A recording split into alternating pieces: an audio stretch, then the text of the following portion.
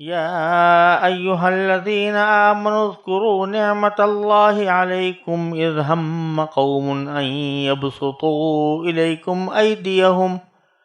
فكف أيديهم عنكم واتقوا الله وعلى الله فليتوكل المؤمنون وَلَقَدْ أَخَذَ اللَّهُ مِيثَاقَ بَنِي إِسْرَائِيلَ وَبَعَثْنَا مِنْهُمُ اثْنَيْ عَشَرَ نَقِيبًا وَقَالَ اللَّهُ إِنِّي مَعَكُمْ لَئِنْ أَقَمْتُمُ الصَّلَاةَ وَآتَيْتُمُ الزَّكَاةَ وَآمَنْتُمْ بِرُسُلِي وَعَزَّرْتُمُوهُمْ وَأَقْرَضْتُمُ اللَّهَ قَرْضًا حَسَنًا لَأُكَفِّرَنَّ عَنْكُمْ سَيِّئَاتِكُمْ وَلَأُدْخِلَنَّكُمْ جَنَّاتٍ تَجْرِي مِنْ تَحْتِهَا الْأَنْهَارُ فَمَنْ كَفَرَ بَعْدَ ذَلِكَ مِنْكُمْ فَقَدْ ضَلَّ سَوَاءَ السَّبِيلِ۔ ان آیات کریمہ کا ترجمہ یہ ہے: اے ایمان والو، اللہ نے تم پر جو انعام فرمایا اس کو یاد کرو جب کچھ لوگوں نے ارادہ کیا تھا کہ تم پر دست درازی کریں تو اللہ نے تمہیں نقصان پہنچانے سے ان کے ہاتھ روک دیے، اور اس نعمت کا شکر یہ ہے کہ اللہ کا رعب دل میں رکھتے ہوئے عمل کرو، اور مومنوں کو صرف اللہ ہی پر بھروسہ رکھنا چاہیے۔ اور یقیناً اللہ نے بنی اسرائیل سے عہد لیا تھا، اور ہم نے ان میں سے 12 نگراں مقرر کیے تھے، اور اللہ نے کہا تھا کہ میں تمہارے ساتھ ہوں اگر تم نے نماز قائم کی، زکوٰۃ ادا کی، میرے پیغمبروں پر ایمان لائے، عزت سے ان کا ساتھ دیا اور اللہ کو اچھا قرض دیا، تو یقین جانو کہ میں تمہاری برائیوں کا کفارہ کر دوں گا اور تمہیں ان باغات میں داخل کروں گا جن کے نیچے نہریں بہتی ہوں گی۔ پھر اس کے بعد بھی تم میں سے جو شخص کفر اختیار کرے گا تو در حقیقت وہ سیدھی راہ سے بھٹک جائے گا۔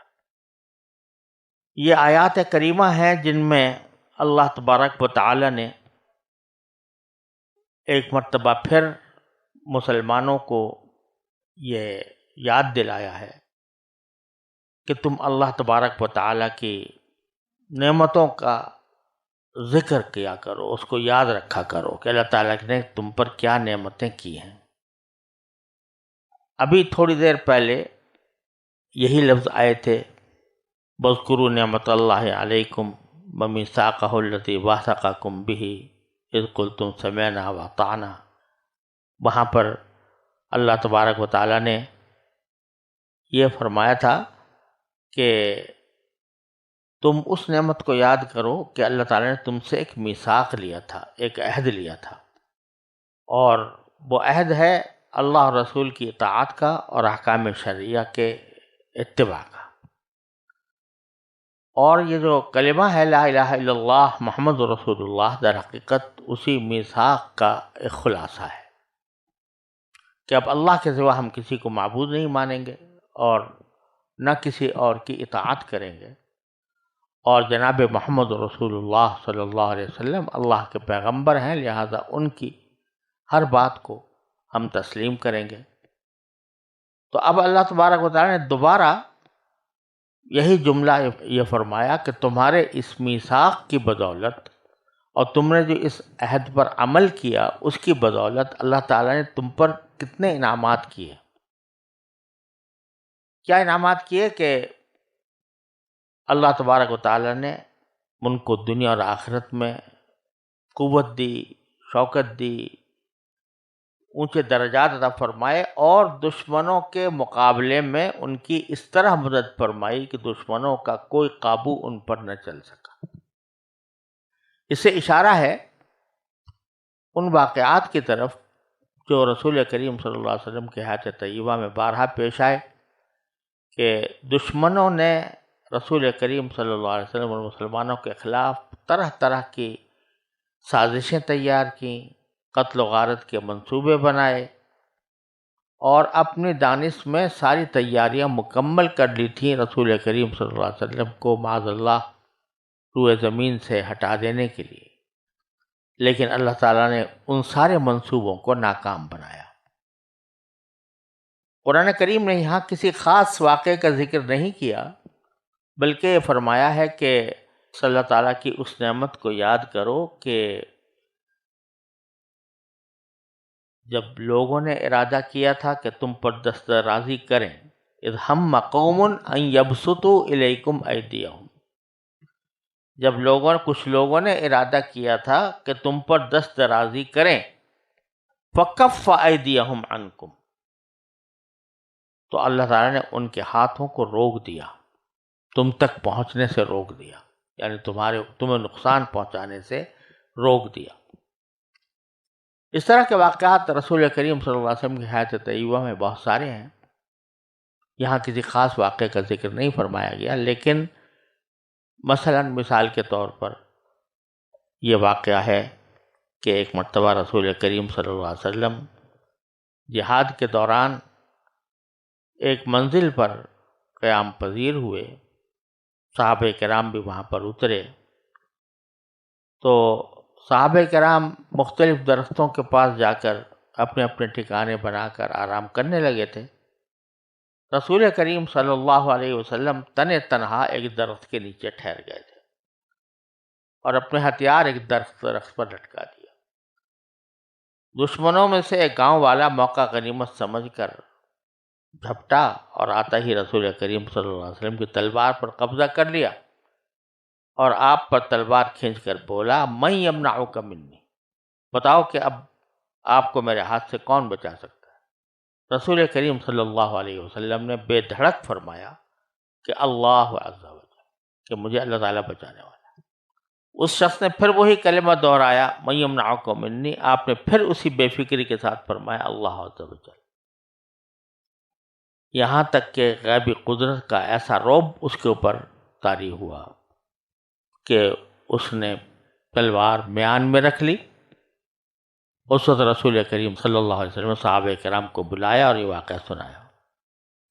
اور یہ گاؤں والا اس وقت بھی رسول کریم صلی اللہ علیہ وسلم کے پہلو میں بیٹھا ہوا تھا، لیکن آپ نے اس کو کچھ نہیں کہا۔ اسی طرح ایک مرتبہ کعب بن اشرف یہودی نے رسول کریم صلی اللہ علیہ وسلم کو اپنے گھر میں بلا کر قتل کرنے کی سازش کی تھی۔ اللہ تعالی نے آپ کو اس کی اطلاع کر دی اور یہ سازش خاک میں مل گئی۔ ایک مرتبہ رسول کریم صلی اللہ علیہ وسلم کسی معاملے کے لیے بنو نذیر کے یہودیوں کے پاس تشریف لے گئے۔ انہوں نے آپ کو ایک دیوار کے نیچے بٹھا کر باتوں میں مشغول کیا، اور دوسری طرف عمرو بن جحش کو اس کام پر مقرر کر دیا کہ دیوار کے پیچھے سے اوپر چڑھ کر پتھر کی ایک چٹان آپ کے اوپر ڈال دے۔ اللہ تعالیٰ نے اپنے رسول کریم سرور دو عالم صلی اللہ علیہ وسلم کو ان کے اس ارادے پر مطلع فرما دیا، اور اب فوراً وہاں سے اٹھ کر چلے گئے۔ یہ واقعات امام ابن کثیر رحمۃ اللہ علیہ نے اپنی تفسیر میں بیان فرمائے ہیں۔ تو ایک تو یاد دلایا کہ چونکہ تم نے ہمارے ساتھ کیے ہوئے معاہدے کی پابندی کی تو ہم بھی تمہارے ساتھ ہو گئے، تمہاری پشت پر ہماری امداد اور نصرت رہی، کفار کے منصوبے تمہارے خلاف بنتے رہے اور ہم ان منصوبوں کو توڑتے رہے، تمہاری مدد کرتے رہے۔ اب آگے فرمایا واتقوا اللہ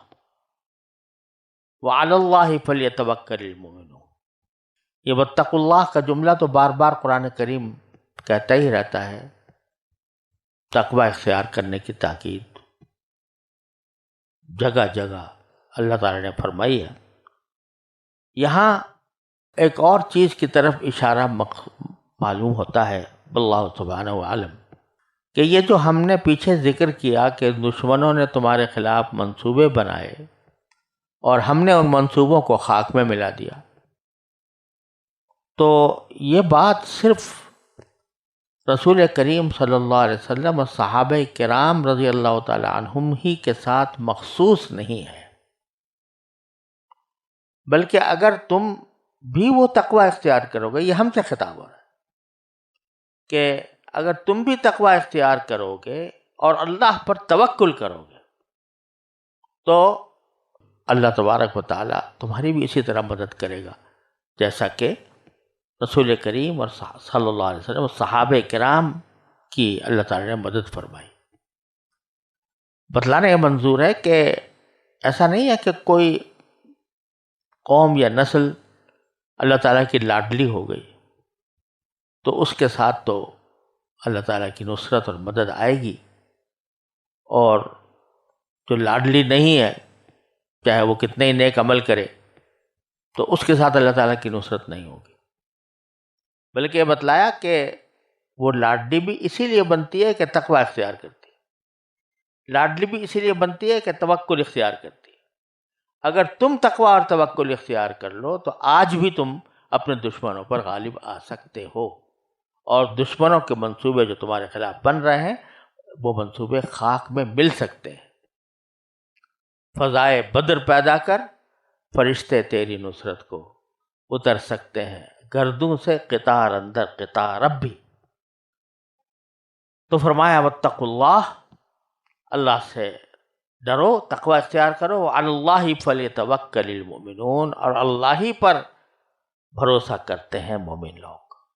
ان کا بھروسہ تلواروں پر نہیں ہوتا، ہتھیاروں پر نہیں ہوتا، اسباب اور وسائل پر نہیں ہوتا۔ بے شک اسباب و وسائل حاصل کرتے ہیں لیکن ان کا اصل بھروسہ ان پر نہیں ہوتا، اللہ تعالیٰ کے اوپر ہوتا ہے۔ اس کے بعد ایک اللہ تبارک و تعالیٰ نے بنی اسرائیل کا بھی ذکر کیا ہے کہ دوسرا رخ بھی دکھایا جائے کہ جیسا عہد تم سے لیا گیا تھا اے مسلمانوں، اسی طرح کا عہد ایک ہم نے بنی اسرائیل سے بھی لیا تھا، اور ان سے بھی وعدے کیے گئے تھے۔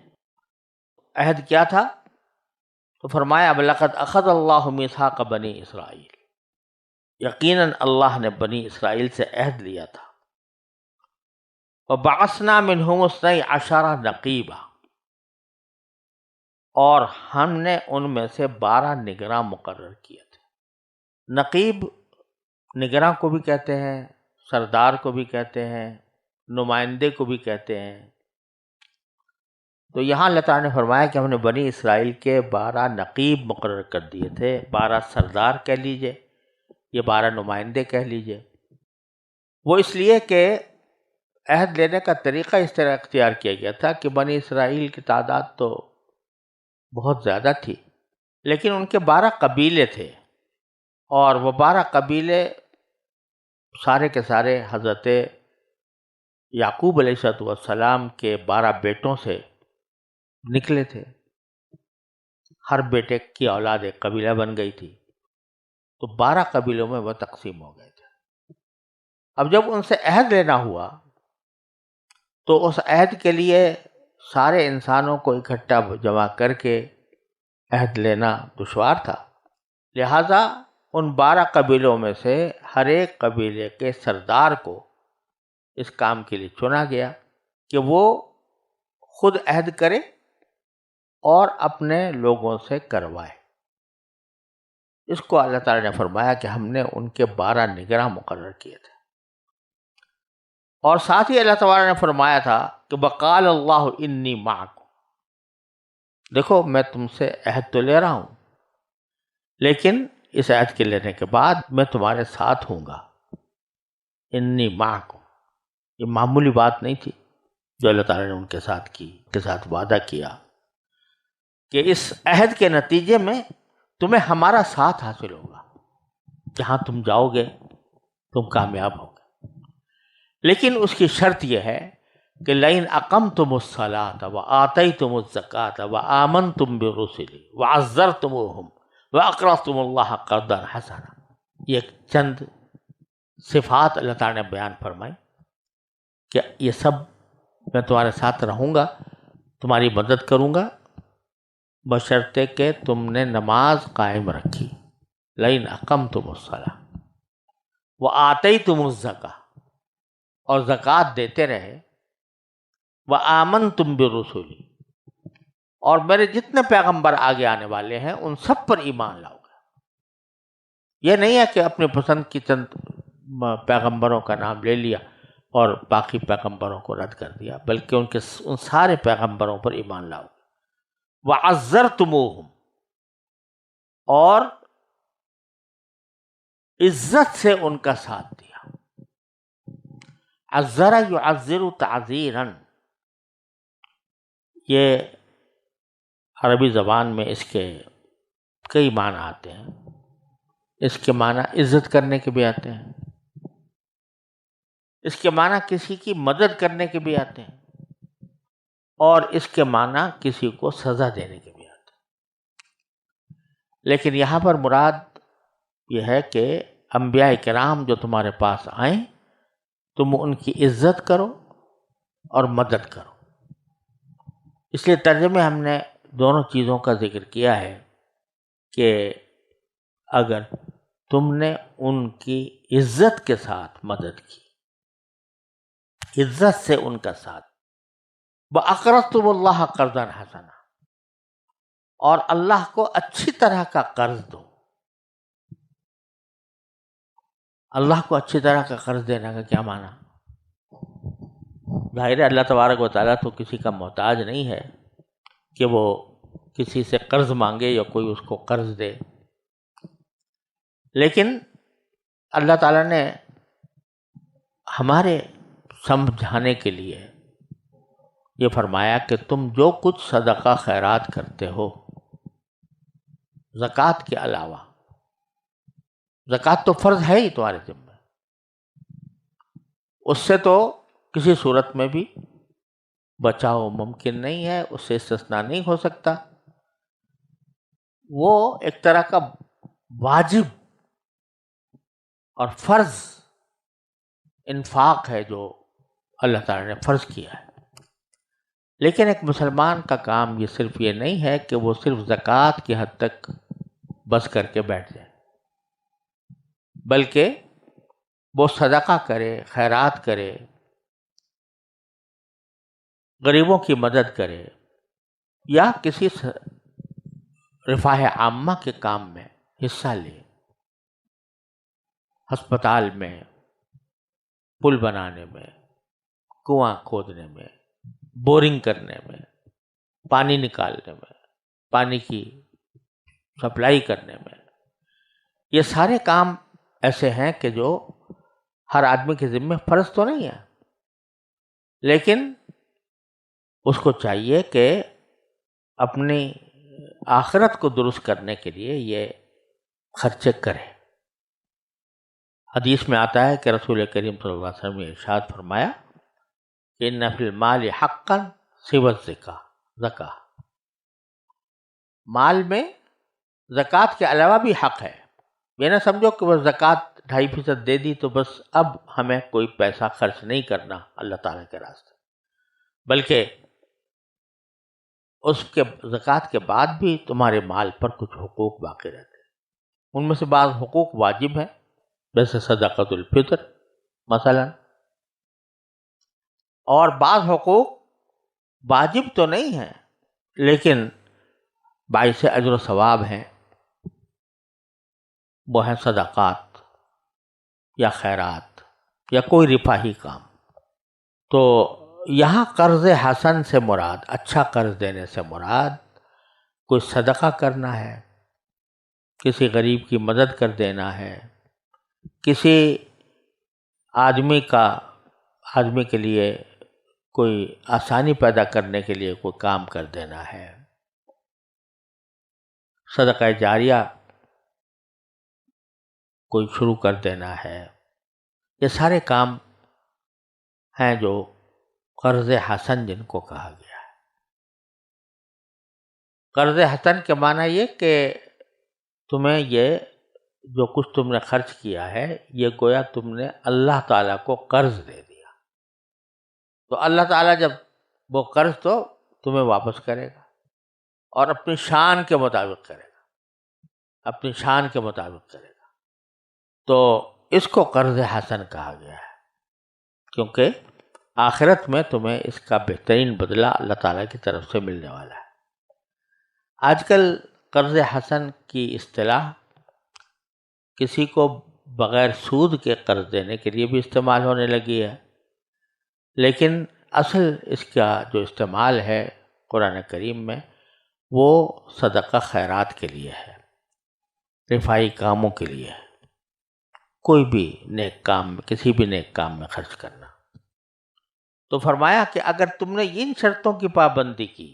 کیا کہ نماز قائم کیے رکھی، زکوٰۃ ادا کرتے رہے، میرے تمام پیغمبروں پر ایمان لائے اور ان کی عزت کے ساتھ ان کا ساتھ دیا، اور اللہ تعالیٰ کو قرض حسن دیتے رہے، یعنی اللہ کے راستے میں خرچ کرتے رہے، تو لأکفر عنکم سیئاتکم، تو میں تمہارے گناہوں کا کفارہ کر دوں گا۔ لأکفر عنکم سیئاتکم، میں تمہارے گناہوں کا کفارہ کر دوں گا۔ وَلَأُدْخِلَنَّكُمْ جَنَّاتٍ تَجْرِی مِن تَحْتِهَا الْأَنْہَارُ، اور تمہیں ضرور داخل کروں گا ان باغوں میں